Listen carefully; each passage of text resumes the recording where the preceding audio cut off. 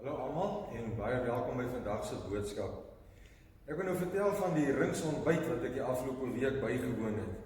En party van die ringsgemeentes begin nou eers in hierdie tyd met hulle eredienste. Ons gemeente het al 14 Junie begin en ek is nogal trots daarop. Nou sê een dominee dat dit vir haar lyk asof die gemeentelede dit nogal geniet om 'n slag mekaar weer te sien daar by die kerk. 'n Ander dominee getuig regtig met opregtheid. En hy sê, hy besef opnuut dat die erediens iets goddeliks is, want die Here is daar teenwoordig. En dan sê ander, dit lyk maar tog of daar minder mense kerk toe kom, as wat hulle verwag het, en dit is waarskynlik, omdat dit gemaklik is dat, as 'n man en vrou en kinders by die huis is, dan voel hulle het mekaar. En as jy nou boonop nog goeie preek kan kry deur YouTube of deur watter tegnologie ook al, dan kan 'n mens nogal gemaklik by die huis wil sit. So ek wil vra of julle gehoor het van die postduif-sindroom. Iemand skryf in die kerkbode 'n hele rukkie gelede oor die postduif-sindroom en sê ons sal moet waak daarteen. Duwe moet gereeld uit die hok gelaat word want hulle moet vlieg. Ons kan sê duwe is gemaak om te vlieg. Maar as hulle nou vir land opgehok word, dan kom hulle later nie meer uit die hok nie, selfs al is die hek ook oop. En dit kan dieselfde gebeur met mense. Hierdie lang grendeltyd het 'n soortgelyke uitwerking op ons gehad. So ek wil vandag aansluit by die gedagte dat ek sien, by sekere van ons mense is daar 'n ongesonde vrees. Gesonde vrees help ons om te oorleef en dit is nie verkeerd nie, maar as ons nou meer ingehok is en ingehok lewe as wat die bedoeling is, dan moet ons daarteen waak. In die middeleeue het die kerk homself opgesluit in kloosters. En daar is teologie en kerkbedryf op 'n heel toegewyde manier, maar buite in die strate was dit chaos. In daardie stadium het die mense, veral lidmate, nog nie die Bybel in hulle eie taal gehad nie. Die kerk het wel edel uitreike gehad na ver lande, soos wat die kruisvaarders dit gedoen het in die kruistogte, maar die lidmate was meestal toeskouers van die kerk wat in die kloosters bedryf is.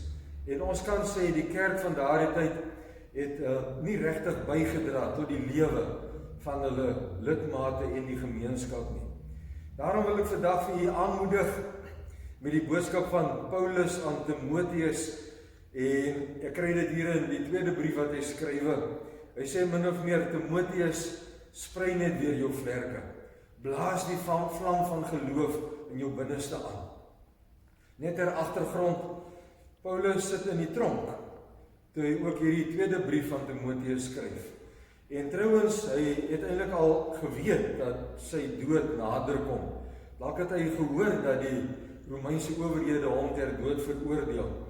Maar hier in die tronk, met hierdie omstandighede, skryf hy met kom ons sê dat die belofte van lewe hom steeds dra. En hy is daar in die tronkomstandighede besig om te bedien, deur te bid, deur briewe te skrywe, deur met mense te praat wat wel oor sy pad kom. En in hierdie brief gee hy die aflosstokkie aan een van sy medewerkers aan Timoteus af. Timoteus is werklik soos 'n geestelike kind. Maar hy moes agterkom dat Timoteus vervlou het in sy lewe en in die bediening. Timoteus het om verskillende redes ontmoedig geraak. Dalk was dit omdat hy as 'n persoon maar effens skaam was. Dalk het die vervolging wat die Christene belewe het, en veral ook Paulus, dalk het hierdie vervolging vir Timoteus afgesit en vir hom die skrik op die lyf gejaag. Dalk was dit tog 'n groot las om die gemeente in Efese waar hy bedien het, om daardie gemeente te bedien en om ook 'n verskil te maak in die gemeenskap. Dalk was dit eenvoudig net moeilik om sekere mense, veral die ouens met die valse leringe, te konfronteer. So Paulus moedig vir Timoteus aan, en dan lees ons spesifiek hier twee besondere verse in 2 Timoteus 1. Ek gaan lees verse 6 en 7. Om hierdie rede herinner ek jou daaraan dat jy die genadegawe wat God jou gegee het, toe ek jou die hande opgelê het, soos 'n vuur weer moet aanblaas. Die gees wat God ons gegee het, maak ons immers nie lafhartig nie, maar vul ons met krag en liefde en selfbeheersing. By vers 8 en 9 moedig Paulus vir Timoteus aan en hy sê vir hom, hy moenie skaam wees vir hierdie evangelie nie. Hy moenie skaam wees om te getuig oor die Here Jesus en die goeie nuus van Jesus nie. En hy moet ook nie dat dit hom afsit dat 'n groot stryder soos Paulus nou self in die tronk beland het nie.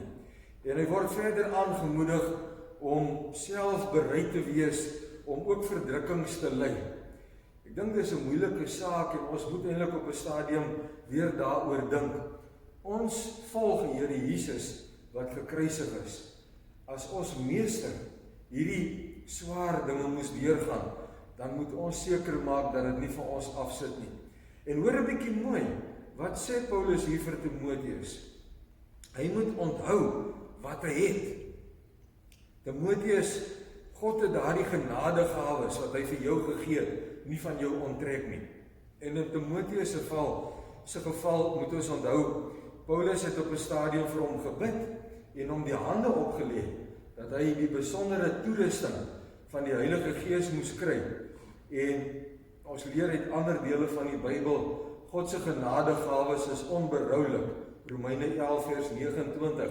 So Timoteus moet onthou, hy het 'n besondere toerusting van die Here gekry en dit is steeds daar binne. Al voel dit of sy wiele wil afval, of sy battery pap raak en so meer. Verder moet Timoteus mooi bedink wat hy dan nou eintlik het as hy 'n kind van die Here is. En hierdie versie sê, Timoteus, jy het nie 'n gees ontvang van vreesagtigheid nie. Iets wat vir jou eintlik skaam moet maak nie, maar jy het hierdie gees ontvang wat vir jou vul met krag en liefde en selfbeheersing. So in jou is 'n krag beskikbaar wat vir jou kan help om die werk te doen wat jy moet doen. Wat jou kan help om die laste te dra wat op jou skouers rus en waarvoor jy ja gesê het. Die Here vul jou met 'n krag wat jou gaan help om voete te was, om die minste te wees en om ander te dien soos wat die Here Jesus ons gedien het. En dan sê hy verder, dis 'n gees wat jou ook vul met liefde. Ons is in soveel verhoudinge. Timoteus, jy kan weet, jy het dit om ander te kan lief hê, om uit te reik en ook selfs mense te kan konfronteer. En dan sê hy, hierdie gees wat God hom gee, is 'n gees van selfbeheersing. Partykeer gaan dit dol, maar die Here wil vir jou toerus om te kan kophou te midde van alles wat gebeur. Daar's 'n Engelse vertaling wat sê, God gee vir ons 'n gees van krag, liefde en 'n sound mind. Ander woorde, die Here wil ons help om eintlik emosioneel en sielkundig gesond te bly. En Paulus is vir ons die voorbeeld. Paulus kyk nie vas teen die tronkmure waar hy beland het nie. Hy kyk nie vas teen die negatiewe dinge nie. Hy kan steeds raak sien hoe God werk en hy behou sy dankbaarheid en sy hoop in die Here. Wat kan ons prakties doen om hierdie geloof en hierdie vuur in ons binnekant aan te blaas? Die woorde wat gebruik word om die vuur aan te blaas sê vir ons, jy kan baie keer voel of jy uitgebrand is, maar daardie kole het nog 'n gloei in hulle en ons moet dit aanblaas. Dalk in die eerste plek moet ou Timoteus maar net seker maak, glo hy nog in die Here. 2 Timoteus 1 vers 5 verwys daarna dat Paulus sê, ek onthou watter geloof in jou lewe. Dan in die tweede plek wil ek sommer maar vir elke Timoteus vandag aanmoedig, nooi die Heilige Gees om in jou en by jou te werk. Efesiërs 5 vers 20 sê, ons moet elke dag vra dat die Here ons opnuut vul met sy Heilige Gees. En dan moet ons kyk na die voorbeeld van 'n Paulus en ander geestelike leiers, en dit sal ons bemoedig, maar dan moet ons ook seker maak dat ons nie die onderlinge koneksie, die gemeenskap van die gelowiges agterweë laat nie.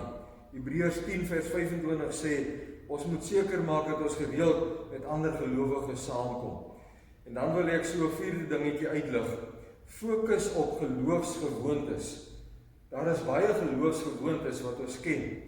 Om te bid, om gereeld ons Bybel te lees, om die kerk te besoek.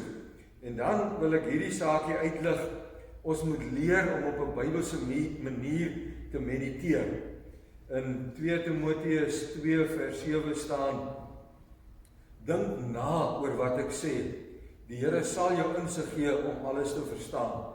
So die versie het 'n opdrag wat sê ons moet nadink oor die woord van die Here. En daar's 'n belofte. Die Here sal ons verdere insig gee. Ek wil graag deel wat ek self een keer belewe het in my weermagtyd. Ek het seker vir 'n goeie uur lank daardie oggend in my stilte tyd hierdie versie van 2 Timoteus 1 vers 7 oordink. God het my nie 'n gees van vreesagtigheid gegee nie, maar van krag en liefde en selfbeheersing. En ek het opgesê, en ek het dit saggies gesê, en ek het dit hardop gesê, ek het dit in Afrikaans gesê, en ek het dit in Engels gesê. En na 'n uur het daar wonderwerk in my gebeur. Daardie dag, so dit vir my gevoel, het ek so 'n meter bo aan die grond gestap, terwyl ek weermag toe gegaan het. En glo my, daar was nie 'n bal haar op my kop nie. En ek kon die werk doen wat ek moes doen met krag. Ek kon met vrede en met vreugde uitreik na ander mense en getuig en iets van die Here aan hulle probeer oordra. Mag die Here ons een en elk help om opnuut daardie vuur van sy gees in ons binneste aan te wakker en te beleef. Mag hy ons help om ons vlerke in hierdie dae te sprei, om in ons eie kring 'n verskil te maak, maar dat ons ook as 'n gemeente 'n verskil kan maak in die gemeenskap. Amen. Kom ons doen 'n gebed. Here, as dit moeilik gaan, of as ons vir baie lank opgehok is, dan wil ons later net daar in ons huis, of dalk in ons kamer bly sit. Here, ons dink in hierdie dag aan ons ouer mense, hulle wat dalk 'n ander onderliggende siekte het. Ons dink aan hulle in die aftreeoord en ons bid spesiaal vir hulle. Wil U vir elke ene, Here, help om die gees in hulle opnuut aan te wakker. Wil U vir ons help, Here, deur ons Bybels te lees en te bid en die gewone geloofsgewoontes te beoefen. Wil U veral vir ons help om 'n bietjie na te dink oor U woord en veral oor hierdie vers, dat U vir ons 'n gees gee, nie van vreesagtigheid nie, maar van krag en liefde en selfbeheersing. Wil U ons een en elk aanmoedig om te leef en te werk vir U? Wil U ons gemeente verder toerus om vir U te gaan leef, vir U getuie te wees? Ons vra dit in Jesus se naam. Amen.